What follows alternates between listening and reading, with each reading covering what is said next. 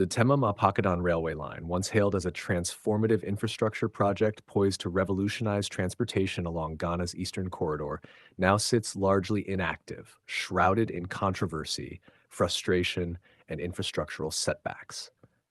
The official commissioning of the 97.7-kilometer standard gauge line on Friday, November 22, 2024, marked what many hoped would be the dawn of a new era in Ghana's rail transport system. In a grand ceremony led by President Nana Addo Dankwa Akufo-Addo, two state-of-the-art diesel multiple unit trains were presented to the public. The project, constructed at an impressive cost of $447 million through a credit facility from the India Export-Import Bank, was more than just a railway. It was a promise, an assurance of progress, convenience, and economic growth. Yet, 6 months later, that promise has yet to materialize. Before we dive deeper into today's update, take a moment to like, share, and subscribe to the channel. Your support is key to helping us grow and reach more viewers like you. Don't forget to hit the notification bell so you never miss out on exciting updates. From the outset, the project was envisioned as a crucial link connecting Tema Port to the inland port at Mpakadan, opening up seamless trade routes to northern Ghana and landlocked countries like Burkina Faso and Niger. It included the development of modern railway stations in key communities such as Adom, Capone, Doryumu, Jokpanya, Kodiabe, Shai Hills, Afienya, Ashaiman, Tema Industrial Area, and Tema Port. A stunning 300-meter rail bridge across the Volta River near Senchi also formed part of the grand design. For many Ghanaians, particularly those residing in communities along the corridor, this railway line symbolized hope.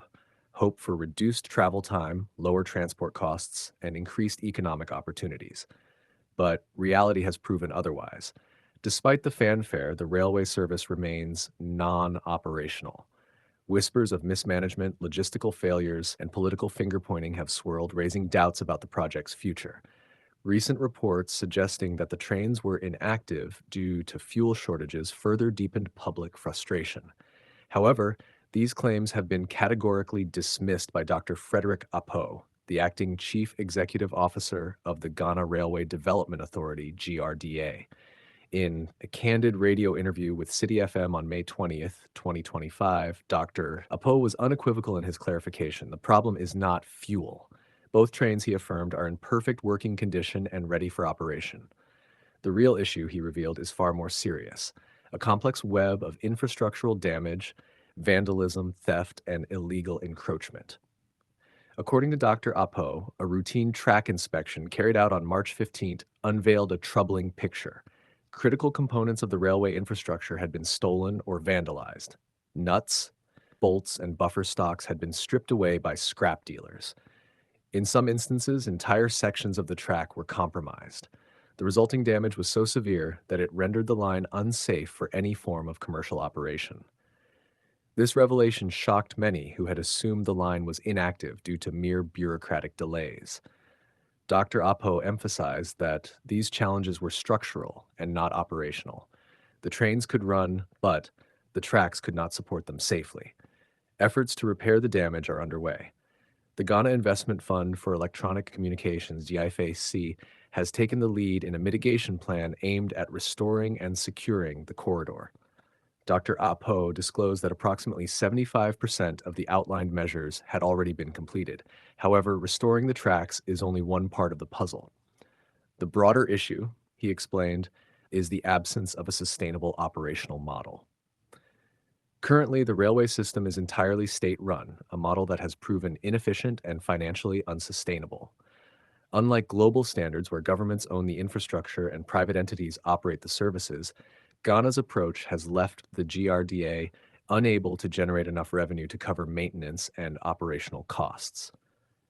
Dr. Apo admitted that this model has failed to attract private sector interest, largely because of the lack of clear rules, access charges, and operational guidelines. To address this, the GRDA is now working on an open access model for the Tema-Mpakadan line. Under this framework, the railway tracks will remain state-owned, but private companies will be invited to operate trains provided they meet specific guidelines and pay track access charges. A market-sounding event is scheduled for June 2025 to formally court potential investors and gauge their interest in participating in this public-private partnership. If all goes according to plan, full commercial operations could begin by June 20th, 2026, a full year and a half after the project's official launch. Still, the delay has drawn criticism and disappointment. For many residents along the line, the railway was more than just a means of transport, it was a lifeline. In communities like Afienya, Ashaiman, and Shai Hills, small business owners, traders, and commuters had pinned their hopes on the railway line to ease congestion on the roads, reduce transport costs, and open new markets for their goods and services. The inoperability of the trains has left many feeling betrayed and disillusioned. The prolonged silence and inactivity have raised tough questions about accountability, planning, and governance.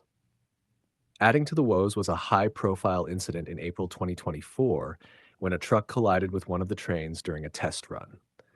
The accident, which drew national attention, was initially seen as an unfortunate but isolated event. However, the fact that the truck driver was later sentenced to 6 months in prison underscores the seriousness of the incident and the level of negligence that could potentially jeopardize such a massive investment. It also highlighted the urgent need for better public education and stricter enforcement of regulations along railway corridors. Despite the setbacks, Dr. Apo remains optimistic. He insists that the economic potential of the railway is still enormous. Drawing comparisons with Kenya's Nairobi-Mombasa Railway, he noted that a functional railway system has the capacity to create thousands of jobs directly and indirectly. In Ghana, industries such as welding, machine part servicing, logistics, and hospitality could all benefit from the operationalization of the railway. But for that to happen, the foundational issues, security, infrastructure, policy, and financing, must first be resolved.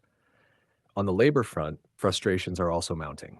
Workers of the Ghana Railway Company Services, GRCS, have staged strikes, citing unpaid salaries as one of the primary grievances. While these workers are not directly under the GRDA, their strike has amplified the public's perception of dysfunction within the railway sector. Dr. Apo expressed sympathy for the affected workers and assured the public that steps are being taken to resolve the salary issues. However, he also made it clear that fixing the railway system would require more than just paying wages. It would take a coordinated effort involving government agencies, private investors, security forces, and local communities. The Ghana Railway Development Authority is now at a critical crossroads. The decisions made over the next few months will determine not just the fate of the Tema-Mpakadan line, but the future of rail transport in Ghana as a whole. As Dr. Apo rightly pointed out, the railway's economic value remains high. The only question is whether the nation has the will, the coordination, and the commitment to see it through. For many Ghanaians, especially those living in the Eastern Corridor, hope still lingers. The sight of brand new trains sitting idle at the stations is a daily reminder of what could be, a future where movement of people and goods is efficient, cost-effective, and reliable. But that vision is slowly fading, replaced by frustration and skepticism. The government's challenge now is to restore that hope before it is lost entirely.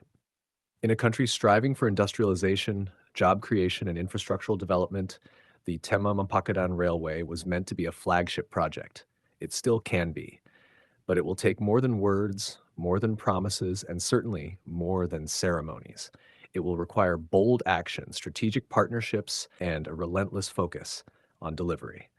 As we wait for June 2026, when full commercial operations are expected to begin, one can only hope that the delays, the thefts, and the setbacks will serve as lessons that push Ghana towards building a rail system that works, not just on paper or during presidential inaugurations, but in the real world, for real people, every single day.